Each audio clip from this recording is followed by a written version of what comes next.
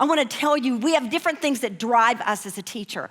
There is a word with a question mark after it that has driven me for 30-something years, 33 years of teaching. I've spoken longer than that, and I would have done what you'd have called Christian motivational speaking before that, but teaching from the time I was 27 years old.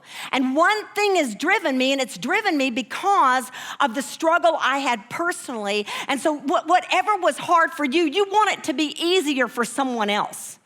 And so what was so difficult to me is that I was raised in church, never missed it. In those days, we had 3 different services a week, 3 completely different sermons. Sunday morning, Sunday night, and Wednesday night. I was at church all of the time, involved in everything you can imagine. And when I tell you I lived in personal defeat and did not have a good time doing it, I was just so messed up, so much instability in my home. I come from childhood molestation. You know what? I don't know what I would have been like without all those factors. Maybe I would have been a wreck anyway. I have a good friend that said to me, you know, Beth, I didn't have any of that. I made the same kind of decisions. Chances are I might have done exactly the same thing. I don't know. I'll never have a chance to live it again, but I'll tell you this. What drove me crazy over and over again, was that all I'd hear is what we needed to do. And I could not figure out how to do it. I just want to go, how? I cannot seem to live in victory. Somebody tell me how. And I would recommit over and over, and I meant it. I would repent of my sins in grief. I was grief-stricken over my sin. But sooner or later, I was going back in.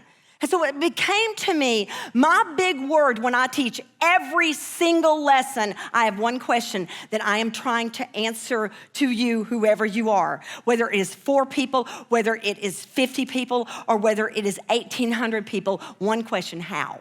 It drives me every day as a teacher. Every day as a teacher, you go the best you know how to do it. You go out there and you tell them how. If you have learned anything that worked, Beth Moore, you go out there and you say, now this is how I do it. I don't know. I interview other people, but I'll tell you how I do it. You understand what I'm saying? So I am obsessed with the question how. So here's my thing that really, really drives discipleship from my heart. Is to somehow, God willing, be used of him to help make something huge and spiritual, something you can hold in your hands and put to use in your practical life.